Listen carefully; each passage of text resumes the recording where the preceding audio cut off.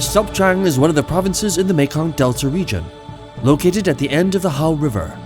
To the north-northwest lies Haoyang Province. To the southwest is Bac Lieu Province. To the northeast are Vinh Long and Tra Vinh. TRANG covers an area of 3,311 square kilometers, with a population of over 1.3 million, including the Kin, Khmer, and Twa peoples. TRANG has great geographic advantages and can establish many trade routes with many major economic centers of the Mekong Delta region over land and water.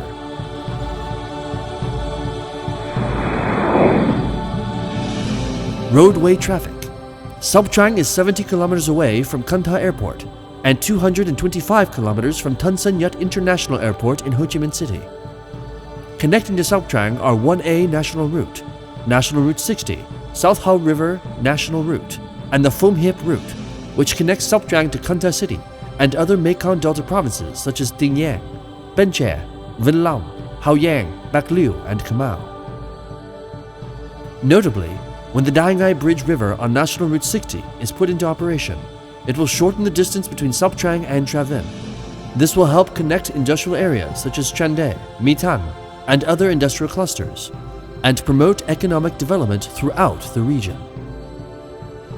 Waterway traffic.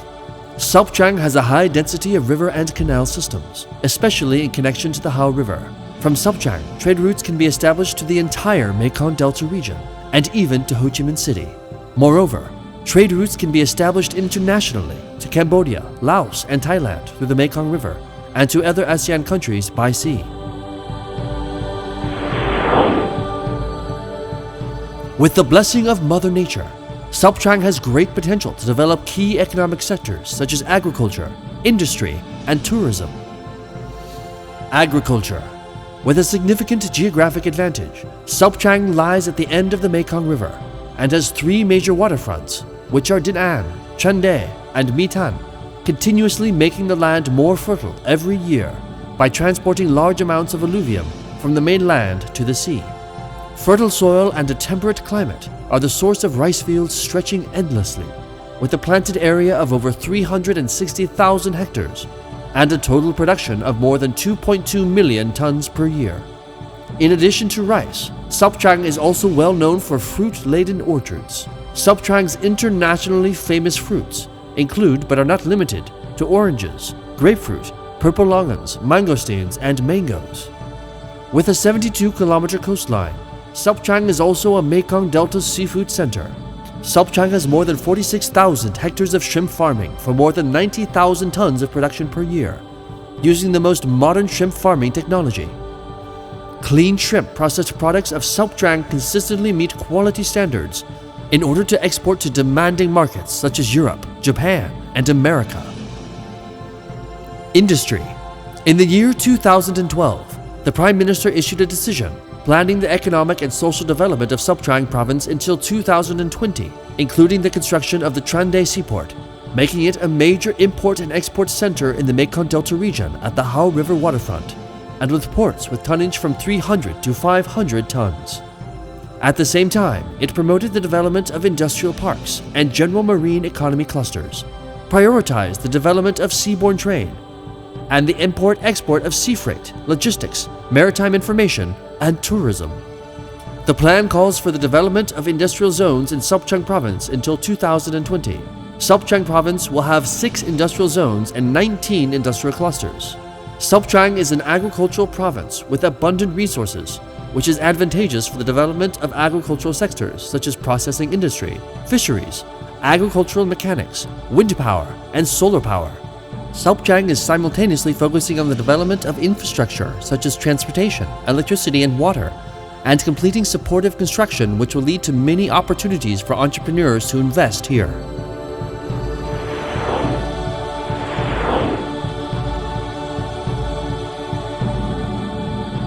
The floating market is a very unique cultural tradition of the Mekong Delta people. Nga Nam Floating Market is located at the conjunction of 5 rivers from Kamau, Vinh Huai, Long My, Thanh Tri, and Phum Hiep. In comparison with some floating markets such as Phum Hiep, Khai Rang, and Nga Bai, this floating market is the most crowded in the Mekong Delta.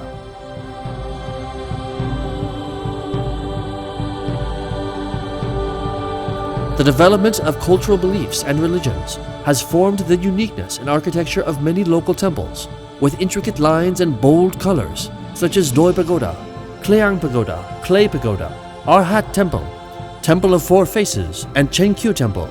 These temples are just some examples of more than 200 large and small temples of all three major ethnicities here: Kin, Khmer, and Hua.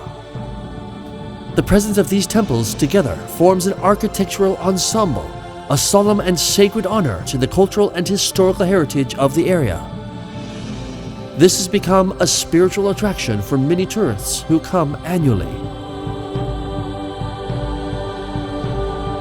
Besides the development of spiritual tourism, ecotourism is also rising in popularity.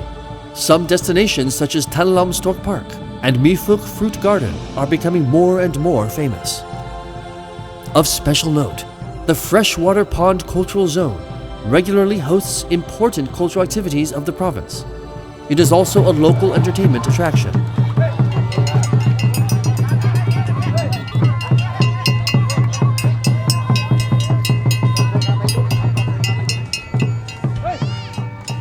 The multicultural and multi-ethnic nature of Sopchang has made her the land of many festivals around the year. First of all is the Sea Fortune Festival, a traditional festival of Khmer people in the Vinh Chau area. In the Khmer language, this festival is called Troi Rum Chek and held on the 15th day of the second month and the 14th day of the 7th month of the lunar calendar at Kasang Temple.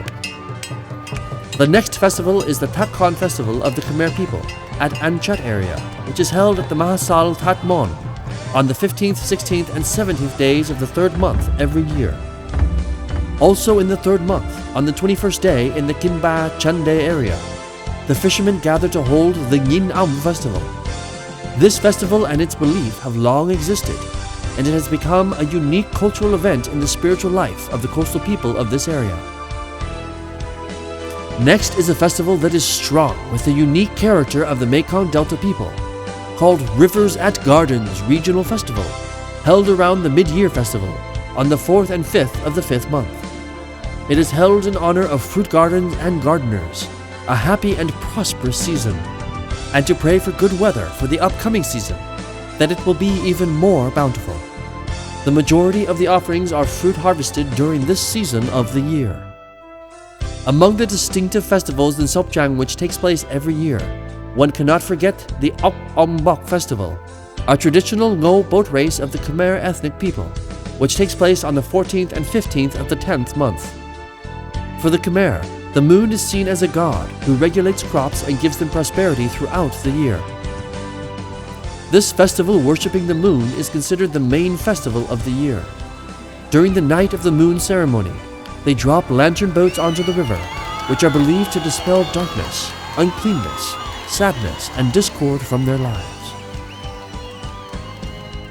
After the festival worshipping the moon, the next day is the Ngo boat racing activity. The race brings together hundreds of male and female athlete teams from the Khmer ethnic pagodas of Sopchang province and the surrounding districts. Ok Om Bok Ngo boat race has been elevated to a national festival of Vietnam. In 2013, the government agreed to let Sopchang host the Ngo Boat Race Festival with the participation of competitors inside and outside of the province, and sometimes even including foreign teams.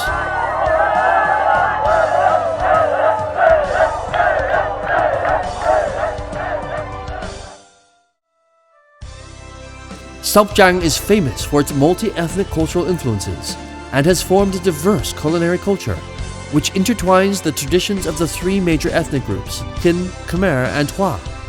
The food here is rich in the quantity, color, and taste of Sopchang traditions, such as ban bia, melao, Chinese sausage, shrimp chips, miske curry, misuen tile grilled beef, boneless tilapia sauce, and ban gao, which have become an indispensable gift of each visiting trip to Sopchang. In addition, there are also bum nuk leo and bum goya, which always attract experienced eaters.